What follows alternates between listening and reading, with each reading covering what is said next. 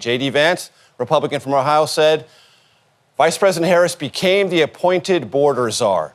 This could be a semantic issue for some people. We rate it, the CBS News confirmed team, as false, and here is why. That was never Kamala Harris's title. That was never her designated role. Immigration policy flowed through the president and the Secretary of Homeland Security, Alejandro Mayorkas. What Kamala Harris was appointed to do or asked to do was look at the root causes of immigration in the so-called Northern Triangle countries, Honduras, El Salvador, Guatemala. Last night's moderators promised us they would take a step back on the fact-checking and let the VP candidates correct each other, but it only took about 25 minutes for us to get this heated moment. It's something that Kamala Harris created, Margaret. Gentlemen, the audience can't hear you because your mics are cut.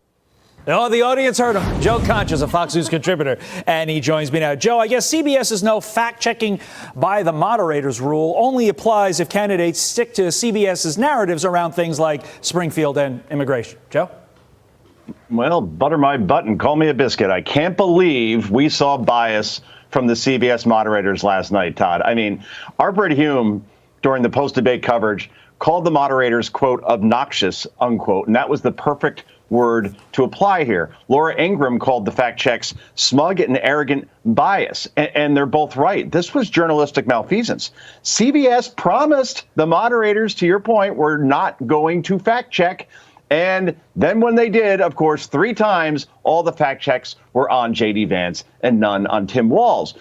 But to his credit, as you just showed, JD Vance pushed back and fact-checked the fact-check, yet didn't lose his cool. So for all keeping score at home right now, over 2 debates, 8 fact-checks for Donald Trump and JD Vance combined during ABC and CBS's debates, respectively. 0 fact-checks of Kamala Harris and Tim Walz on the same 2 networks, in case you're wondering about the whole smug and arrogant bias thing, Todd. Yeah, I'm sure. All right, guys, so we got to continue our coverage of the JD Vance-Tim Walz debate that JD Vance won in a landslide, despite the fact that it was, once again, a 3v1 debate. Okay, I did not really talk too much about this in my first video on the debate because I wanted to do a whole video about this topic of fact-checking, okay, which once again was a problem during this debate because CBS promised that, hey, we're not going to be doing any fact-checking during this debate. We're going to let the candidates fact-check each other. We're not going to get involved, okay? Even the Democrats were fuming, okay? They were fuming before the debate over CBS promising that they wouldn't do any fact-check. So what was your personal reaction when you heard that CBS News is forbidding the moderators of tomorrow night's debate from doing any fact-checking? Well, look, unfortunately, CBS is in a tough spot because if they allowed that, it would mean that their moderators were fact-checking all night, given JD Vance and the lies that he is going to spew on stage. But what I will say is that it's unfortunate that we have to have conversations like this because of the type of lying and discord that Donald Trump and JD Vance bring to our political system. But I think that Governor Walz is going to be prepared not only to hold JD Vance accountable for the lies that he continues to spew while he is doubling down on Donald Trump's divisive agenda. He is also going to be prepared to talk about his vision for this country alongside Vice President Harris to usher in a new way forward that all Americans can not just get by, but to get ahead. And so Governor Walz will be ready. Yeah, so CBS decided to pull a switcheroo, okay, and they said, hey, you know what, despite the fact that we told both candidates that, hey, we're not really going to be doing any fact checks, they decided to do fact checks anyways, and of course, it was one-sided, right? They decided to fact check JD Vance way more than they did to Tim Walz, although Tim Walz lied throughout the whole debate on a lot of things, and we're going to talk about that.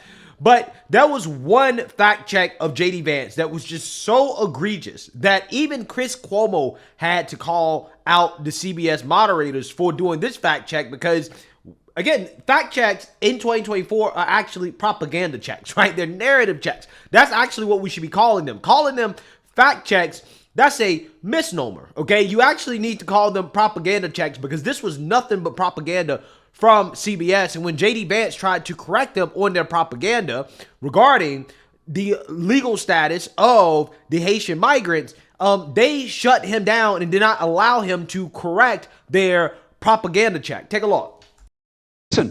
You got a conversation tonight from two people who see what this country needs differently, but you did not get reasons from one or the other to hate the opposition. Isn't that refreshing? Now, we're going to be showing you moments of the Vance-Walz debate, and there were some moments that are going to resonate. The moderators created one, okay? When they were talking, at one point, Vance wanted to correct something about how Haitians got into this country. And he was right, and the moderators wouldn't let him correct it. It's very interesting. Now, to the control room, Paige, do you want to play some sound right now, or do you want to go to Geraldo? Good. Here's a little taste of what happened tonight in the national conversation. Thank you, Governor. And just to clarify for our viewers, Springfield, Ohio does have a large number of Haitian migrants who have legal status. Right. Temporary protected. Margaret, the rules were that you guys weren't going to fact check. And since you're fact checking me, I think it's important to say what's actually going on. So there's an application called the CBP One app where you can go on as an illegal migrant, apply for asylum or apply for parole and be granted legal status at the wave of a Kamala Harris open border wand. Thank you, Senator, for describing the legal process. We have so much to get to, Senator. Those laws have been on the books since 1990. Thank you, gentlemen. The CBP One app has not been on the books since 1990. It's something that Kamala Harris created, Margaret. Gentlemen, the audience can't hear you because your mics are cut. Vance was right, okay? There's nuance to it, but the bigger problem is why he was moved on. We've got so much to get to. It says who? You know what I mean? Like, what is the schedule here? So you have a list of topics? That's not what it's about. It's about how the American people can access these two men and the two theories and the narratives, and you've got to let them have their speak, because now you created a story where you're the problem, which is a huge theory of the case for the exact guy that wound up being the subject of that. Will it matter? No, but it'll be in the media cycle. Yeah, Chris Cuomo is right. And Chris Cuomo is not a conservative, okay? He's not somebody that I think is pro-Republican or anything like that. And when he's calling out the CBS moderators for doing propaganda checks, then you know that the fact check was inappropriate, right? They inappropriately fact checked JD Vance, okay? One, because they promised they wouldn't do it. Two, the fact check was false, okay? What JD Vance was explaining was something that I've been telling you guys about for weeks now, which is they are trying to disguise illegal immigration as legal immigration, right? So what they're trying to do is that they're trying to silence conservatives and say, well, all of these migrants are here legally. Therefore, you guys should shut up about illegal immigration. It's not a problem. Well, they tried to get into the country illegally, right? They tried to cross the border, right? This is what they attempted to do. And Kamala Harris and Joe Biden just decided to wave a magic wand and say, hey, well, they're legal, right? They can just stay here, right? They have temporary protected status, okay? When they're here illegally, okay? They did not go through the proper process in order to immigrate to the country legally the way that people normally do, right? They tried to cross the border and they were let in, right? That's what happened. So JD Vance tries to correct the CBS moderators who promised not to fact check, and then they cut off his mic. They cut his mic in an attempt to silence him from fact-checking the fact-checkers, right? In which MSNBC accused JD Vance of trying to mansplain while he was correcting the fact-checkers. Take a look. Say something about the moderators, because we spend a lot of time on it before the debate, and they defied whatever. I mean, they did a great job, and they also used their mic muting powers. And I actually think if you're a woman, that might be the worst moment JD Vance had, because he was going to mansplain right over that mute button. He was, and again, I don't pretend to know how everyone will react to this. I think that a lot of women in positions of authority that should command respect just by virtue of that dynamic will see themselves in some dude that disrespected them and talked over. I mean, there was a moment like that with then vice presidential in the Harris-Pence debate where she said, I'm speaking. I mean, there was this real belief that what he had to say was more important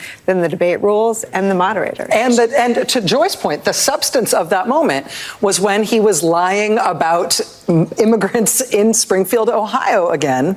And Tim Walz had called him out on it. And then he was trying to say, no, I'm not lying. Let me tell you why I'm calling them illegal immigrants, even though they are not illegal immigrants. And let me mansplain the law to you.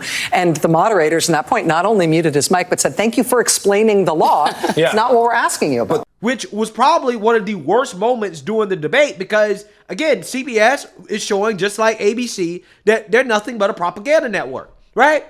And they were trying to fact check JD Vance the whole night while not fact checking Tim Walz. And I found this to be particularly egregious, especially on the conversation of abortion, because Democrats on this issue, they're just allowed to lie the whole night. And even when they're called out on their lies, like, for example, Tim Walz being called out on the fact that, one, he can't tell you whether or not he thinks it's okay to have an abortion in the 9th month, although he signed legislation into law basically allowing abortion whenever. There's no limits on abortion in Minnesota under Tim Walz, okay, even in the 9th month, although, again, he can't tell you whether or not he believes in any limits. Also, on top of that, this guy also signed legislation that only requires medical providers to care for an infant that survives via a botched abortion, but not to provide life-saving measures in order to save an infant that survives a botched abortion. Furthermore, he also peddled the Amber Thurman lie, which are Democrats falsely claiming that a woman died because of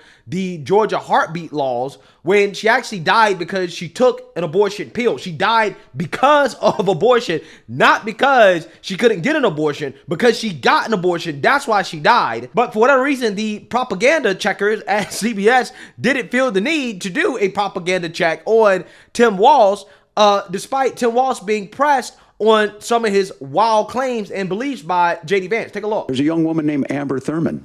She happened to be in Georgia, a restrictive state. Because of that, she had to travel a long distance to North Carolina to try and get her care. Amber Thurman died in that journey back and forth. Senator. May I respond to that? First of all, Governor, I agree with you. Amber Thurman should still be alive, and there are a lot of people who should still be alive, and I certainly wish that she was. And maybe you're free to disagree with me on this and explain this to me, but as I read the Minnesota law that you signed into law, the statute that you signed into law, it says that a doctor who presides over an abortion where the baby survives, the doctor is under no obligation to provide life-saving care to a baby who survives a botched late-term abortion. That is, I think, whether you're pro-choice or pro-abortion, that is fundamentally barbaric. And that's why I use that word, Nora, is because some of what we've seen, do you want to force Catholic hospitals to perform abortions against their will? Because Kamala Harris has supported suing Catholic nuns to violate their freedom of conscience. We can be a big and diverse country where we respect people's freedom of conscience and make the country more pro-baby and pro-family. But please. Yes, Governor, please respond. Look, this is one where there's always something there. This is a very simple proposition.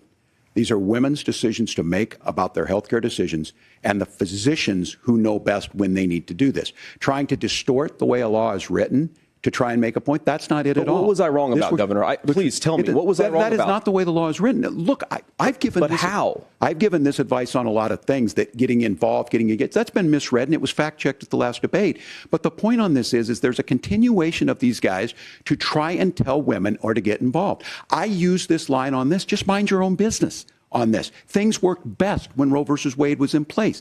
When we do a restoration of Roe, that works best. That doesn't preclude us from increasing funding for children. It doesn't increase us from making sure that once that child's born, like in Minnesota, they get meals, they get early childhood education, they get health care. So the hiding behind we're going to do all these other things when you're not proposing them in your budget. Kamala Harris is proposing them. She's proposing all those things to make life easier for families. I asked a specific question, Governor. You gave me a slogan as a response. It's not the case. It's not true. That's not what the law says. So they fact-checked it with President Trump. Yeah, so this would have been a great time for the CBS moderators to fact-check Tim Walz, since he could not actually explain how is it that JD Vance was wrong, right? What did JD Vance say that was incorrect? He couldn't explain it. Well, it's already been fact-checked. Again, it's so crazy how these people rely on the fact that they know they're not going to be fact-checked, right? So he just said, well, it's already been fact-checked at the last debate. Therefore, you're wrong, okay? But again, if the moderators were fair and balanced, what they would have done is they would have actually read the law, right? They would have read the law and they would have referenced what JD Vance was talking about, okay? And they would have said, okay, well, this is what the law says. This is what happened. And hey, the viewers can make up their mind. But that's not what he did, okay? Because Tim Walz did, in fact, remove the requirement to try to save babies born alive after an abortion. Let's read here. Minnesota Governor Tim Walz's elevated profile as Vice President Kamala Harris' Democratic running mate has led to wider awareness of his staunch support for abortion in his state, including a bill he signed into law last year that removed a requirement to try to save the life of a baby born alive after an attempted abortion. A Minnesota law that had been on the books since 1976 required, quote, responsible medical personnel to use, quote, all reasonable measures consistent with good medical practice to, quote, preserve the life and health of the born alive infant. The legislation Walz signed in May 2023 got rid of the word preserve and replaced the previous wording with a revised requirement, quote, to care for the infant who is born alive. They changed the wording of this bill so that doctors are no longer required to preserve the life of an infant born alive. All they got to do is to care for the infant. Now, what does that actually mean? Well, nobody really knows, and it's vague, but it's vague on purpose. Why? Because preserve the life means that, hey, you actually have to go out of your way to make sure that the infant stays alive, right? You have to do everything you can. That's a very specific thing, right? But when you say care for can mean, hey, well, we wrap the infant in a blanket and we just let it die, right? But we cared for it before it died, okay? That, again, it's vague on purpose because the point is to allow the infant to die, right? The Democrats are extreme as hell on this issue, okay? They don't believe in any limits at all, okay? And again, this would have been the perfect time for the so-called fact checkers to actually do their damn jobs, right? If they're going to fact check, this would have been the perfect time to say, hey, this is what the law says. This is the change that Tim Walz made and keep it moving, right? But they allowed this dude to sit on stage and to basically not explain to the American people exactly how JD Vance is wrong and just to say, well, it's been fact checked, right? And it's like, okay, well, again, if you're going to fact check, a moment like this would be the perfect moment for an actual fact check. But they didn't do it. Because again, it's not about fact checking. It's about propaganda checking. That's exactly what was happening throughout all of that debate. And I want to show you guys this clip from the CNN panel after the debate in reaction to this segment on abortion.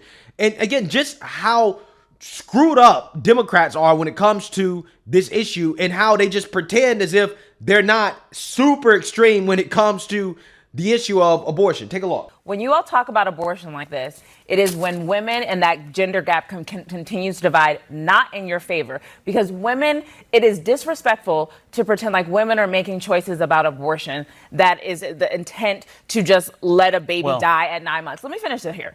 And it is dishonest for JD Vance to go up there and try and push that narrative. And that is what I'm saying when I said he presented well, but his policies and what he was saying was not truthful. It just wasn't. And that is why the overwhelming American people, since Roe has been overturned, you guys are not winning. You are not winning. And if you run on this issue, you will not win in November. They're not running on this issue.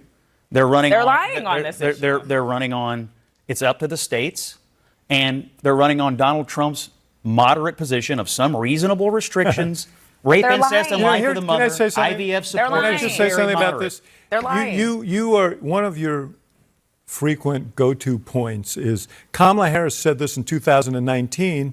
That's her position. Donald Trump said women should be punished if they had an abortion. Why shouldn't we hold him to that? You talk about his moderate position. His moderate position has been adopted over the course of this campaign for purposes of this campaign after he put the justices on the Supreme Court who overturned Roe, who've created a crisis for women who live in 20 states in this country. His position is moderate, and it is in line with what I think most Americans Do you believe want. him when he said that women should And I think Harris and Walz have proven they cannot discuss even a single restriction that they want. Do you believe when he said women should be punished? Do you believe I don't him? believe, and no Republican wants women to be punished. No, but he said it. said Do you it. believe him when he said it? And at the time, it was roundly believe- criticized by other Republicans. Did you believe him when he said it? I can tell you what Republicans believe, which is I'm just asking you what Trump believes. I'm telling you what he's running on right now. I know what he's running on right now.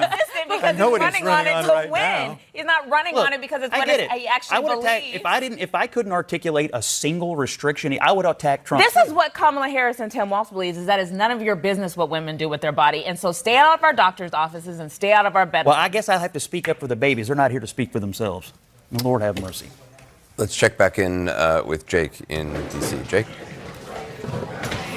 Anderson, Lord have mercy. Guys, I'm so sick and tired of this bullshit.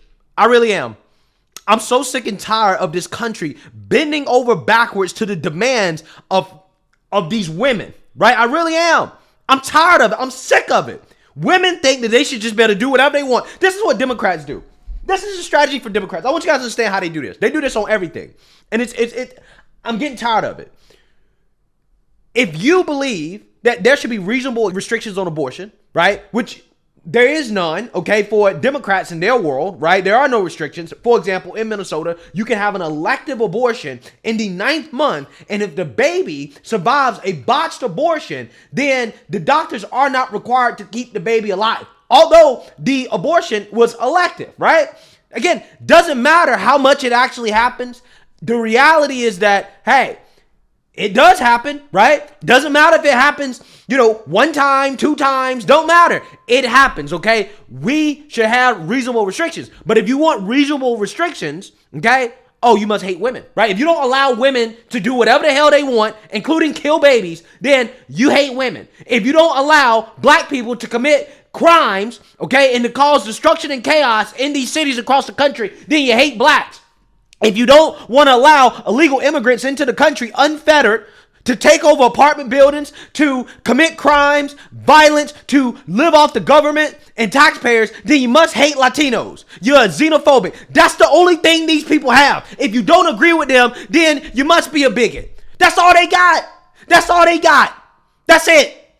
And unfortunately, this works with a significant amount of people in this country. But I am so sick and tired of the conversation when it comes to women. I am sick and tired of it. Because these liberal women think they should just be able to do whatever the hell they want. It doesn't matter how fucked up it is. And if you call them out on it and you say, listen, we don't think you should be able to just arbitrarily decide to terminate life. We want some restrictions. We want to be reasonable. Oh, well, you just hate women. You just hate us. And I'm tired of it. I'm tired because, it's like this. Without men, okay, if this country was just run by women, then women would be in a bad place. It would be in a terrible place. And as men, we got to start standing up to these women and stop allowing them to run this country off a cliff, because a vast majority of the cuckoo for Cocoa Puff policies, the insanity in this country, is coming from these deranged liberal women. That's what's happening. And that's the honest to God truth. That is the honest to God truth that nobody wants to say. And too often we are guilt tripped by them into going down the road of insanity because, you just hate women, our feelings.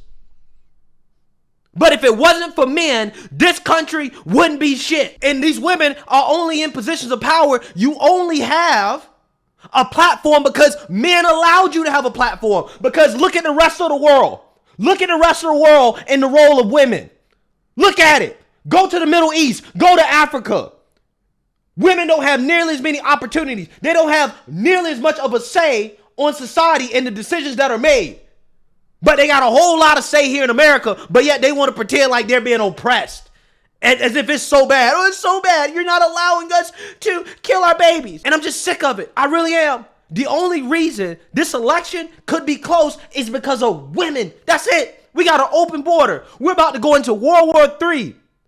The economy is in bad shape, terrible shape. Crime is out of control. But women want to vote for the same bullshit that put us in this situation because, well, we got to save our abortions. Oh my God, man. Let me end this video. I'm going to end this video because I'm going to lose my mind. All right. Let me know what you guys think. Make sure you like, comment, and subscribe. Most importantly, share a Black conservative perspective. Peace.